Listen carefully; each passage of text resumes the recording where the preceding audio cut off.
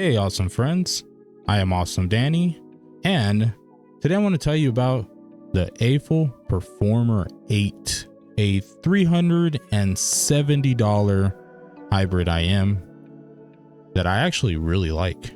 But first, I want to give a shout out to the homie Jaytiss. He actually let me borrow his set so that I can, check it out and make a video for you guys on it. So please, I'm going to link his channel in the description and go check it out. Let him know that you appreciate him helping out the channel. We always look out for the homies, and everyone is a homie. All right, so getting back into the Performer 8. I was actually very excited to try this set. I love the Performer 5. I know that this is actually very different than the Performer 5, but I'm a big fan of Aful. Awful, whatever. I'm a big fan of their stuff, mostly on their fit.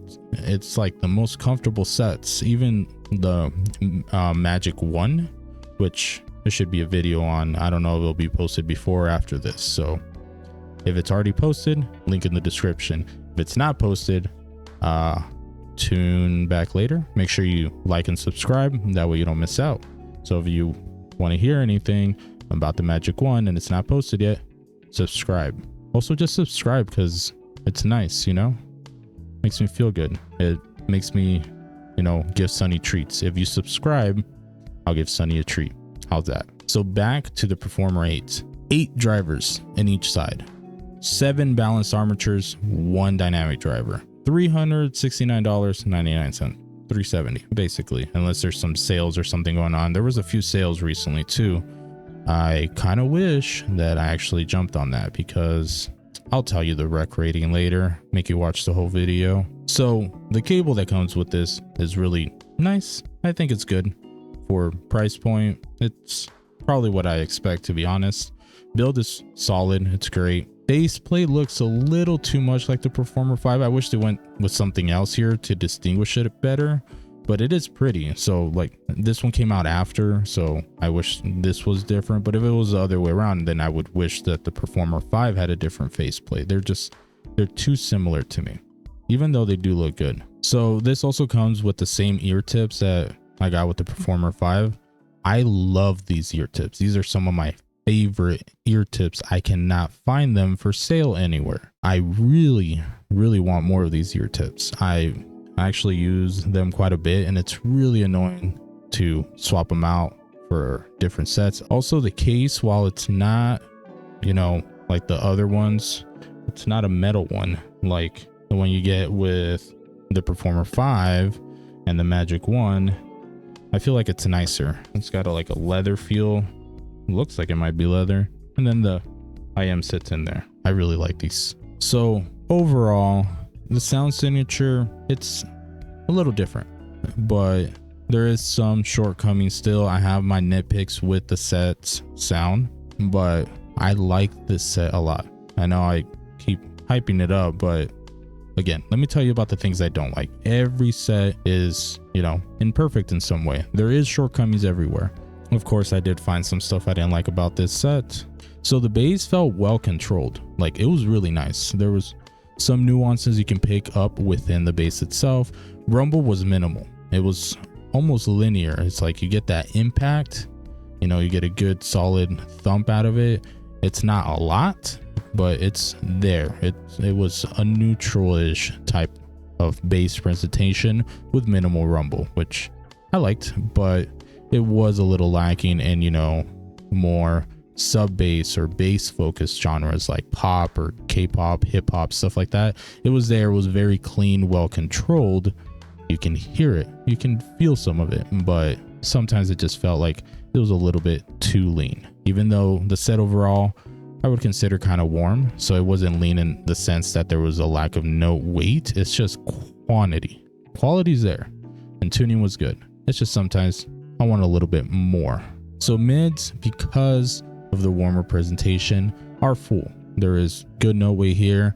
There is good authenticity to the mids as well as the treble, but both in the mids and the treble, there is a coarseness. I'm not sure how to describe this. The set was kind of dry, so it made it a little rusty. That's the best way I can describe it. It just felt a little coarse, a little rusty, maybe gritty, but it wasn't in a bad way. It's just different. And in stuff like my usual library, K-pop, it was very noticeable, a little distracting sometimes. It was track dependent, but I enjoyed it more for, you know, acoustic stuff, band stuff, instrument stuff, instead of just like overproduced music. It sounded a little bit better on those other stuff, like I guess metal, rock, stuff like that. It was also good in like orchestral stuff, but I understand if some people don't like this. I feel like this is the biggest deal breaker with the set. If it's something that you do not like, you will not like the set. So that timbre just being dry, crusty, rusty, coarse, whatever. It was very dry timbre. It took me a little bit of getting used to. I haven't heard anything that was like this, or at least as prominent as the Performer 8. Like I said, I know some people that didn't like the set because of that, so keep that in mind. Now the texts are really good. You get a lot of separation here. Details are pretty great, but not forced or unnatural like some sets where it feels like they're just really emphasizing certain frequencies to bring out the details, while this just keeps them well separated so you can enjoy the details and they don't cloud each other. Stage was very open. There was a good amount of treble extension here. It felt great. It was airy, not artificially so, because it wasn't emphasized. It was just very naturally done, effortlessly detailed and airy. One of my favorite traits with this set, and it was kind of hard to figure out what to call this, but I'm just gonna call it what the first thing that came to mind. It's like imaging is like, it's smooth. It's 60 FPS, you know, like you can track things and it's not, you know, choppy. It's very, very smooth. And I really enjoyed that about it. 60 FPS imaging was great. So out of the text, the main nitpick was just that dryness, that coarseness. Keep that in mind. It affects timbre a little bit, a little crude, I guess. Coarse, I don't know. Give me a word in the comments below. Give me a word that means something. Go Google it, source it, or whatever. Give me a word. I am limited by my vocabulary. All right, so I'm gonna compare it to the P5. I don't have any other sets in this price range on hand, I think, unless some of those that I haven't gotten to yet are in that price range, but I can't speak on those. So Performer 5, if you have the Performer 5 or have tried it, it's a very popular set. I feel like it's pretty easy to access because a lot of people have it, or a lot of people have demoed it. It's a lot of reviews, whatever. Go look at that after we go over it here. So P5 is more fun.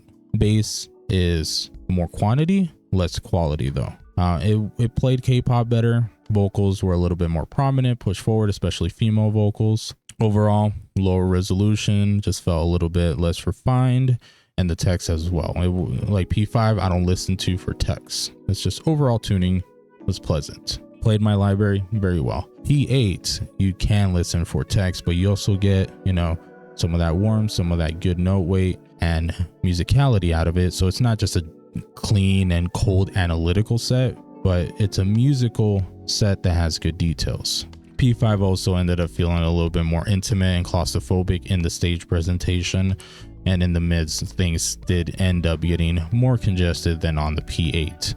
So they're both, like, I would have both. I have room for both of these in my collection. They complement each other in different ways. I would probably still end up using the Performer 5 more just because of my library, but depending on your library or your preference, maybe the Performer 8 will be better for you. And it's not a bad price. My rec rating is going to be 3. It is worth the MSRP. Great build, great sound, great performance, great accessories. It's just a great set, worth checking out. Maybe get a demo, and then if it's something that, you know, you want to go for, it's worth the MSRP in my opinion. So that's it, guys. Aful, send me ear tips. I need more ear tips. Aful Performer 8, rec rating 3. Check it out.